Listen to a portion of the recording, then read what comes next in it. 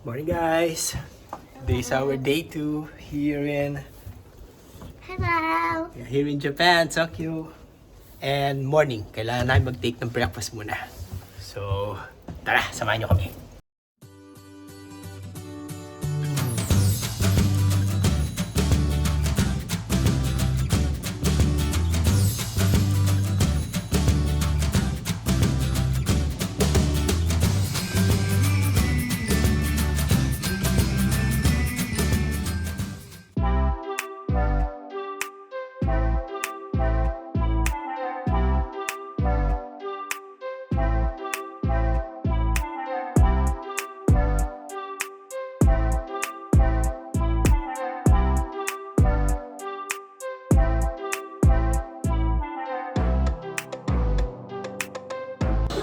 Hello guys! Say hi, hi!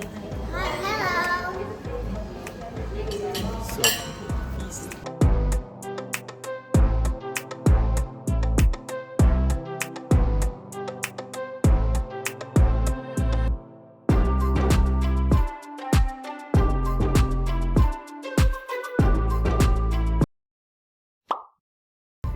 Hello guys! Second day! Where are we going, my right? Disney Sea. Disney Sea. So, I usually just like to call it Disney Sea. yeah. So kung kahapon sa Disneyland kami nagpunta, ngayon sa Disney Sea naman kami. So ibang lugar to sa Disneyland, pero halos magkatabi lang sila. Papakita lang mamaya kung ano yung tsura ng lugar na yun. See you later!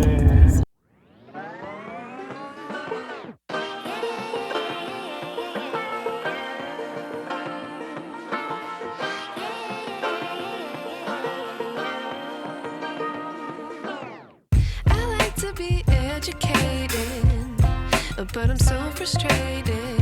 Hello. Hello guys! Nasa Disney Sea na kami. Excited, Rai? Okay, see you later! Daming tao! Daming tao, mami! Okay, let's go find Spring Festival. Guys, mas malaki ang Disney Sea kaysa Disneyland. Pakita ko sa inyo. That we're all screwed when we play our roles and ignore the problems.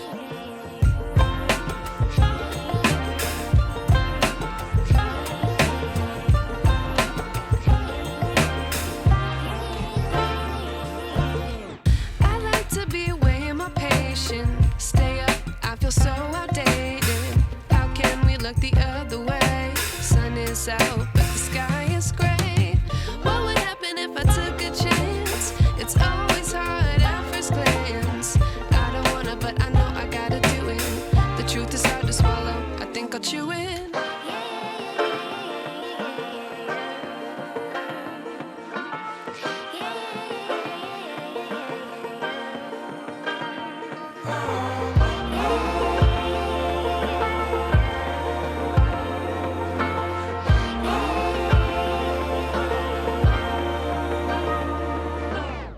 I wish I knew how much I miss not knowing that we're all screwed when we play our roles and ignore the problems. I wish I knew how much I miss not knowing that we're all screwed when we play our roles and ignore the problems. I wish I knew.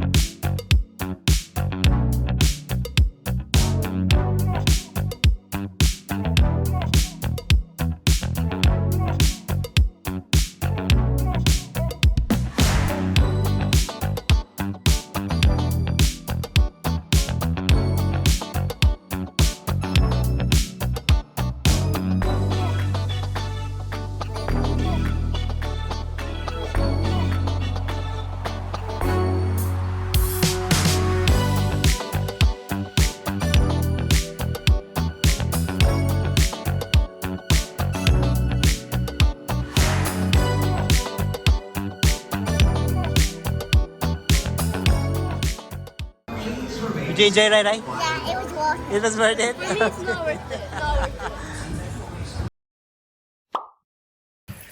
Hi guys! So today was very tiring. Nakakapagod, right Rai? Yeah.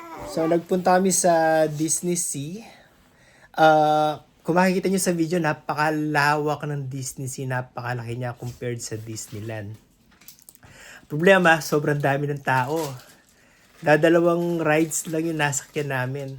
Isa sa Rapunzel, tsaka sa Frozen. And then, kada rides, umaabot siya ng at least 5 or 6 minutes long. Ang problema lang is maghihintay ka ng 2 hanggang 3 oras. Kaya naubos yung oras namin sa kakahintay, kakatayo, kakapila. Parang it's not worth it na... Dali, buksan ko muna yung AC. Medyo mainit eh. I think the frozen one was worth it. What did you say? The frozen one. Was it worth it? Yeah. Okay. But it's too long, right? Yeah. So, yun nga. Kung maglalaan ka ng 3 oras kada ride, isipin nyo kami, 3 oras yung nilaan namin sa isang ride, nakadalawang ride kami, so 6 hours agad yun.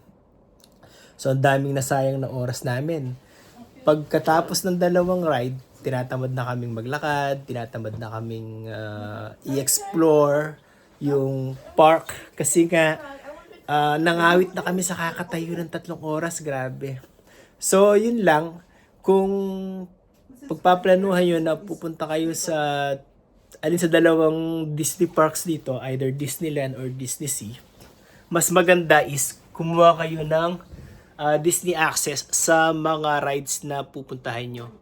Medyo may kamahalan nga lang kasi 2,000 yen per head ang isang ride.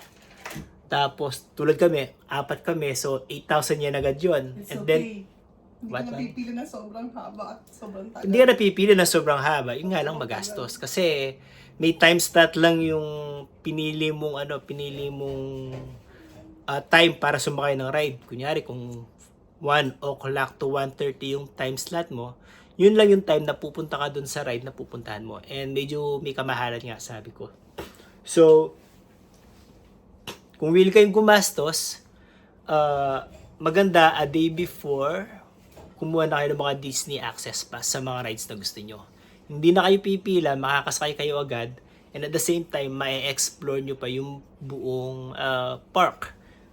Kung tutulad kayo sa ginawa namin, more or less mga 2 hanggang 3 park lang. And pagtsatsagaan nyo talaga yung pagpila. Medyo masakit sa paa yung pagpila, nakakangawit. Ano pa ba?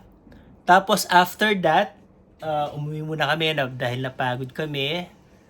Oo nga pala, yung pagpunta namin doon is nag-Uber lang kami. So Uber papunta doon, tsaka Uber papunta rito. Hindi na kami nag-commute like Skytrain kasi ayaw namin magsayang ng oras, tsaka hindi pa rin kabisado yung transportation system dito. So hindi muna namin ginawa yung puro taxi lang muna kami. And okay naman, mabilis naman yung pagtawag ng Uber taxi rito. Tsaka by app lang. Ang ginawa pala namin para hindi kami problema sa data is pagdating namin dito, bumili kami ng traveler's SIM card sa airport pa lang para may data na kami sa nagagamitin sa Uber tsaka sa Google Map lang. Tapos after that, umuwi kami, nagpahinga, naidlip ng konti kasi napagod kami. Nung nagising kami ng mga bandang 8 o'clock, si Mami nagaya kasi may malapit lang na supermarket dito sa tapat namin. So baba lang kami ng hotel, lakad lang ng konti. Bili kami sa supermarket. Ito yung mga video ipapakita ko sa inyo.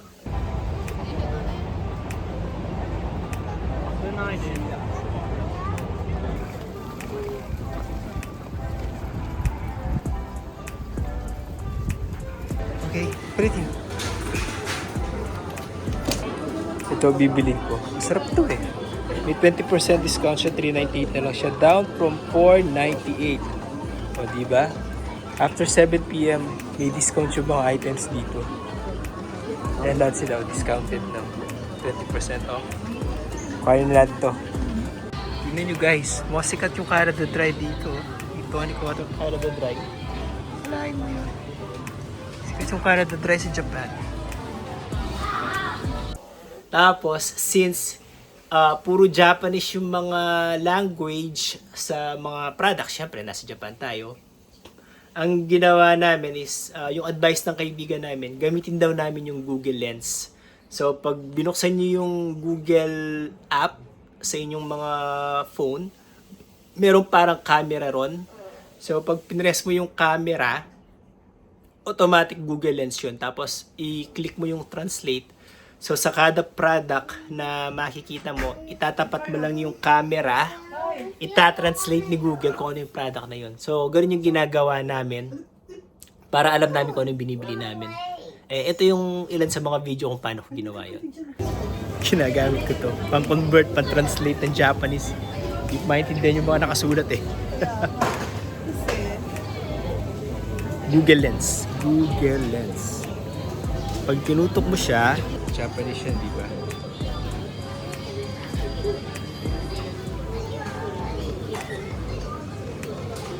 Yan o. Translate niya. Natural radiant. Baka check mo ako. Ito ba yung hinahanap mo? Yeah. Uy, SPF 50. Iba ko ito. Tingnan natin. Cut powder, UV, makeup powder. Oh. Suppin powder. Tapos, ang pagbabayad, madali lang eh. So, pupunta ka sa cashier. Yung cashier ang mag-aayos ng mga pinamili mo, sila yung mag-i-scan. Tapos, at the same time, pagtapos na lahat, dadalhin ka nila sa isang kiosk. Ikaw yung magbabayad, ikaw ang pipili kung ano yung modes of payment na gusto mo. Kung gusto mong by cash or by credit card, nasa iyon. Tapos kung by cash, i-insert mo yung mga bills dun sa isang area. Tapos i-drop mo yung mga coins dun sa isang area. Tapos computer na lahat ang bahalang magko-compute kung magkano yung mga coins na din-drop mo. And then kapag sumobra, ayun, computer din na maglalabas kung magkano yung sukli mo. Dami naming napamili. Kasi mura lang yung mga pagkain dito, guys. Di ba, Mami? Yeah. Napakamura ng mga pagkain. Yung salad na to, 298. Ayan. 298. Tingnan mo nyo to. 298. Ayan. 298 so mga $3 lang to. Ito yung Ito, mga barbecue. $5 lang to. Kung sa Canada na yung bibilin to, mga nasa $15 na to eh. Chicken salage. Tapos, pagka past 7 o'clock, ayan, meron siyang discount. Nakikita yung 20%. So, from 358 yen, naging 286 na lang siya. So, ang laki ng minura. Ayan, dami namin napabili. Ang laki ng ibinaba ng presyo. So, ang daming namin napamili. Meron din naman restaurant sa baba namin. Mura rin naman yung mga bili, yung presyo ng mga paninda ron. Ang problema lang, medyo maliliit yung serving. So, medyo mapaparami rin yung bili mo. Unlike pag bubili ka dito sa supermarket, napaka. Utensils, please. Chopsticks. Ewan ko, saan ba nilagay? Somewhere. Where the chopsticks? Unlike pag sa supermarket ka bumili, hindi pala medyo, talagang mura yung mga pinamili. Ay, hinahanap ni Manny yung chopsticks. Sabi ko, hindi ko alam. Over there. Ha? Over there, please. Is this mine? Oh, ito yung chopsticks. Yeah, yes. I have that too, right? Tapos si Mami bumili na napakaraming cup noodles. Ibang piraso na. Sabi ko kay Mami, nung nasa Canada pa kami, magbabaon ba kami ng cup noodles? Sabi niya, wag na. Sa Japan naman tayo pupunta. Maraming cup noodles doon. Yeah. Open? Yes, please. Just keep it there. How about you, Rare? Keep eating. So cool. So, yun lang guys. I hope kahit paano marami kayong natutunan sa mga pinagsasabi ko sa aming day 2. Although nakakapagod. So, tapos na yung 2 araw namin sa 2 Disney.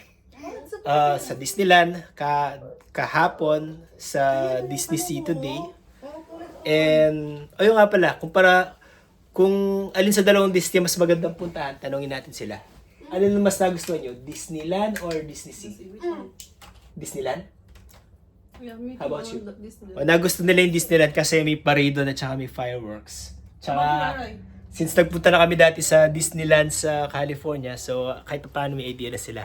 Pero kung tatanungin, mas maganda yung lugar sa Disney Sea, napakalawak.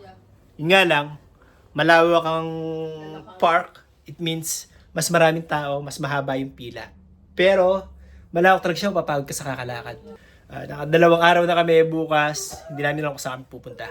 So, there you go. I hope you enjoyed, guys. Please don't forget to subscribe, like this channel, click the notification bell. Hanggang sa susunod po. O, say bye-bye. Bye! Arigatou gozaimasu! We wanna chase the night, wanna dance to the light, pull stars from the sky, just two hearts running wild. Never sleep, never stop, as we shout from the top.